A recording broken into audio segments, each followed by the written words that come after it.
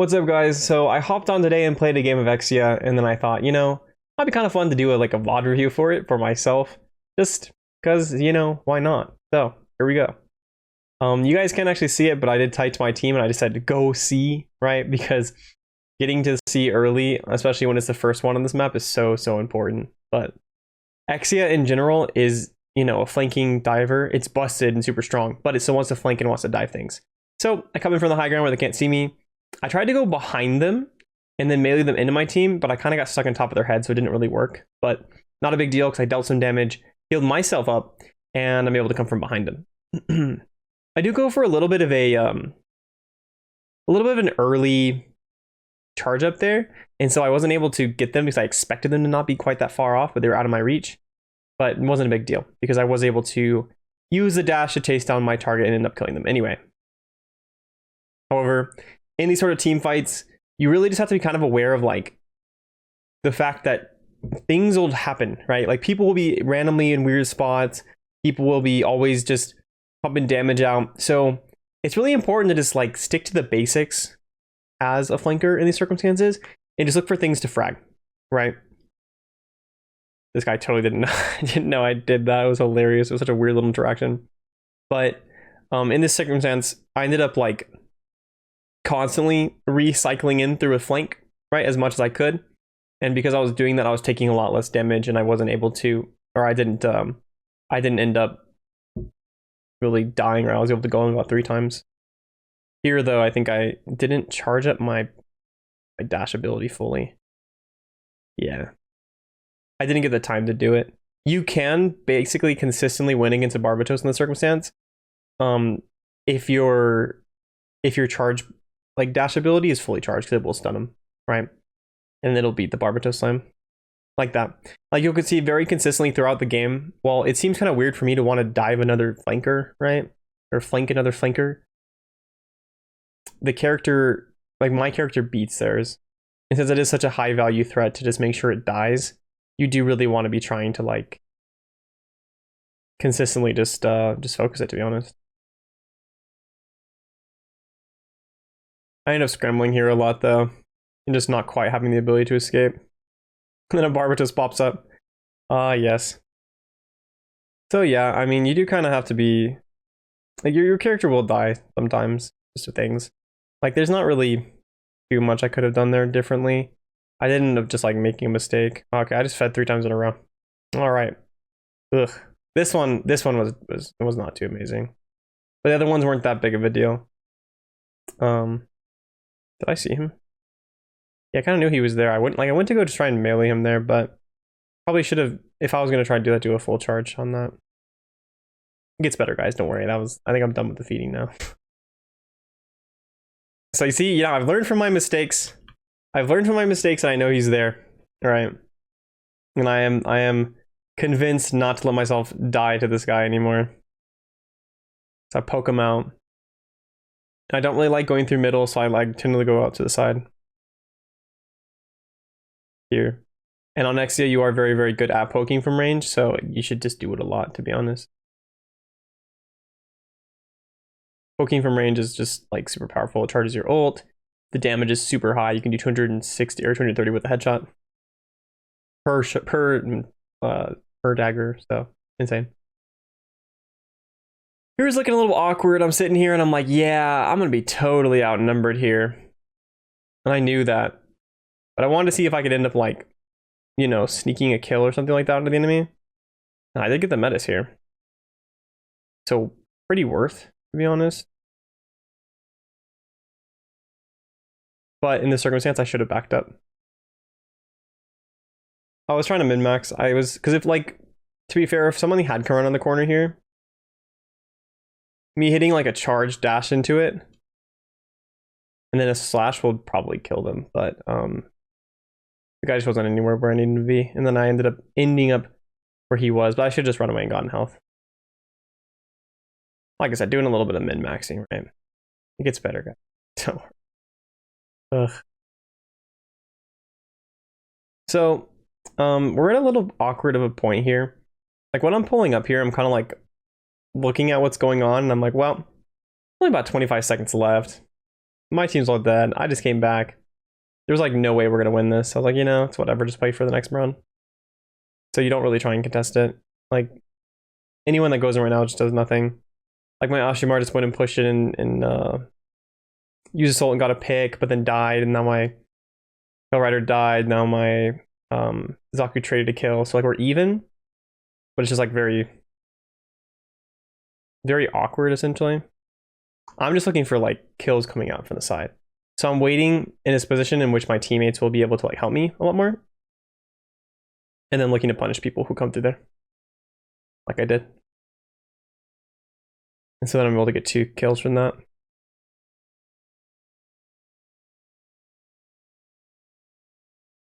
There's a lot of little unique combos you can do when you dash into somebody and then melee them.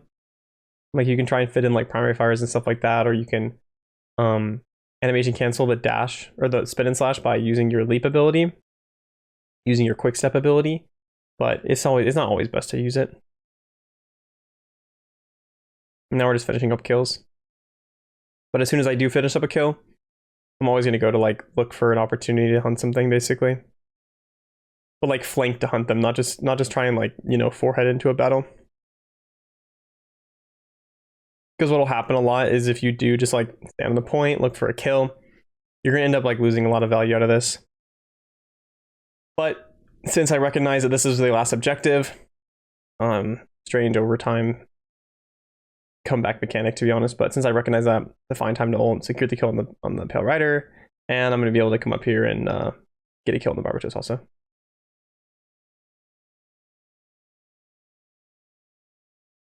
And head back towards the point area. It's okay to like chase a tiny bit onto something, but as you can see, even if that guy hadn't started flying above, I would have left basically immediately. Because at that point, it's just like you're wasting time being towards the point. The more you center your activity towards the point, the better. So, like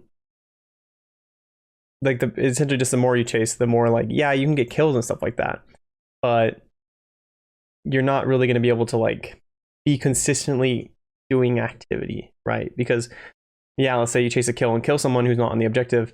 Yeah, you got a kill, but that doesn't change anything that's going on in the objective, you know? And like the objective is where it matters, especially when the game's about to be over. So I do go for like a really long flank for this. It is a bit of a long one. I end up running into the Zaku melee, sorry, the Zaku ranged. I do try and kill it, and I get screwed by my lack of a knowledge about something, because charging up your little blade, it instantly pauses your momentum. Like it doesn't let you, if you're traveling up already, it stops it immediately, which is weird, but that's how that works. And then my team lost the 5v5 in point. At this point, you just kind of go away. Like I'm hanging out. I'm not trying to start a fight here, and that's fine. It's just like waiting for something to get a little bit too aggressive. Then you get in a little bit of an awkward position, like this this Pale Rider here. But I think I ended up getting pulled up on by a Marasai, and I'm like, yeah, no more of that nonsense. Run away, go get the health pack. Traveling through the core where it's less dangerous. Like it's usually more dangerous, but you gotta be aware of where the Marasai was. I do like doing this a lot of times. It gives you a very like nice angle on where to go into the enemy. Just because like it costs you 2 cooldowns, right? But up here, I'm looking at a dash that is not going to be blocked by anybody, that I can for sure go on top of this guy right here. Like what will happen a lot of times is like you're over here trying to dash, but you'll catch onto this body or onto another body and you'll hit someone you don't mean to hit. So from here, it's all just like scrambling. But these are where like the really good players will be able to like if you watch like professional players play, they're always like focusing on like really making sure they're always using corners, using cover, using walls, just living their life as much as possible. So when I'm trying to do this in my gameplay, as you can see, I'm like always trying to like use cover. It's awkward. Like don't get me wrong, I'm fast forward. Like it's awkward in the situation, but you know, we go here, dash up, hit the guy. I'm not really being threatened too much, but immediately dash to cover. Go to here. I'm planning to do a nice little same sort of thing. This is fun. And on EXIA, always finish the kill. On other characters, you have to reload and stuff like that, but on EXIA, you don't. So just finish the kill. And again, anytime you can target an EXIA or target a Barbatos as an EXIA, always try and do that. It's just like you dashing into them with a stun or without a stun and hitting a spin and slash before they're ready will just knock them out of their sync, essentially. And anytime that happens to a Barbatos, they get a lot of, like, they lose a lot of value.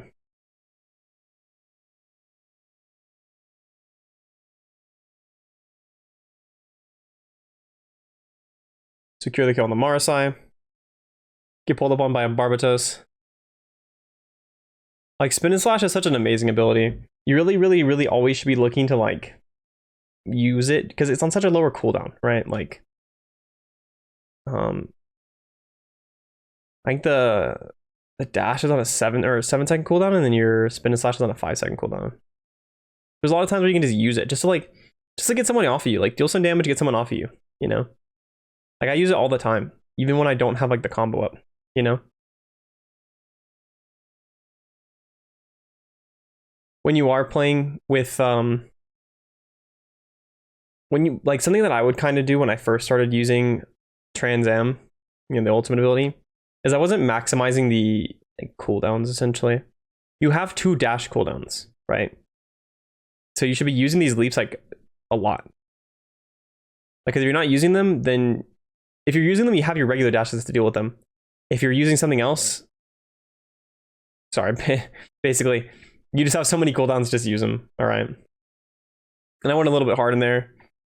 Got some damage on the enemy though, but right back into the high ground. High grounds are so advantageous, especially on this map, just because like you can do exactly what I'm about to do. Like, oh hey there, buddy.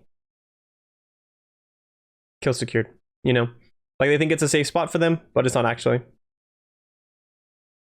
And since EXIA doesn't have like a requirement for it doesn't have an ammo count, you can very frequently just finish a target, you know? Like if your APM is high enough, your actions per minute is high enough, you can just make a little bit of extra effort to focus on a target that's low or that you just downed. And again, right back to focusing the Barbatos. Holy Barbatoses, everyone. If everyone on your team shoots a Barbatos just a little bit, you'll kill them. Like, it's kind of like, well, it's the same sort of thing as in like when I used to play Overwatch and there'd be like a DPS Doomfist just trolling around in the middle of a fight. Or like in the middle of an infight, like someone would swap over to Doomfist and I'd look at the scoreboard and I'd see that they have a Doomfist coming in on tip of Anubis defense. And I just start screaming to kill Doomfist because I know that character will push in and it will kill everyone on my team. If I'm not paying attention, right? If I'm not making sure to protect my team. So I really do focus Barbatoses a lot. Obviously, I don't really like these odds too much, but I try and help my buddy with the spin and slash and get hooked. Like, this is a problem with the team not being like, you know, everyone not being there when we need it. I'm not sure why I took so long to get there though. What was I doing? We took too long to rotate. Yeah, we did, including myself. Maybe I was dead. No, I was dead, wasn't I? Nope, just bad. Okay. But yeah, you need to be paying a lot more attention to like when the objective rotates. I don't even do that all the time when I need to. It's just one of those little things you have to kind of train to yourself. Just like look up and be like, okay, well, there's 10 seconds left on this, so let's just leave it and go to the next one. You know, like you'll not get, you like at that point you like get to the point where even if they capture, they'll only get like 5% off of it, and it just doesn't really matter. So just move on, go to the next one, do your thing. I've also kind of decided a lot of times it's better to just dash up with your right click than your quick step, kind of. Because this is on a 9-second cooldown, and your dashes or your charge attack is on a 7-second cooldown. Granted, the charge attack is more advantageous to have, and you kind of have like 3 dashes anyway. But yeah. So here I'm trying to just see if I can farm a kill, but my team backs up. My team backs up, so I decided to just not do that. I was thinking from an angle here. What's the damage enemy? And now it's time to just roll some kids. Or get rolled. Get rolled.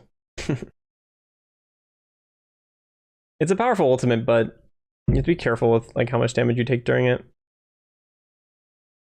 I should have hit around the corner, charge up a punch, and then use it rather than the other way around. I ended up like using my punch ability, my charged punch ability, like in the middle of a fight, and that kind of ends up with you getting screwed a lot, so don't do that.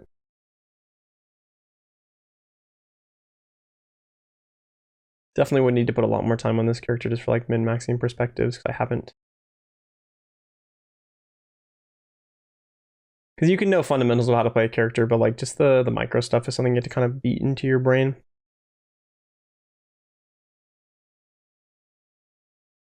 Just run away like a rabbit. The 3 dashes really does look like you're just bunny hopping though. Here I know the Marasai's coming, so I jump up on the high ground here. And he wasn't ready for that.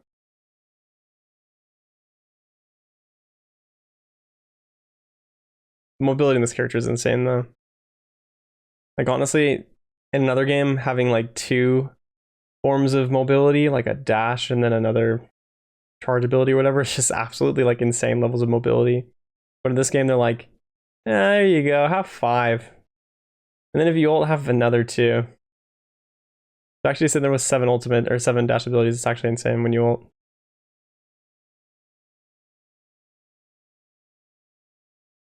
Here I listen to this Barbatos because I know he's on high ground here.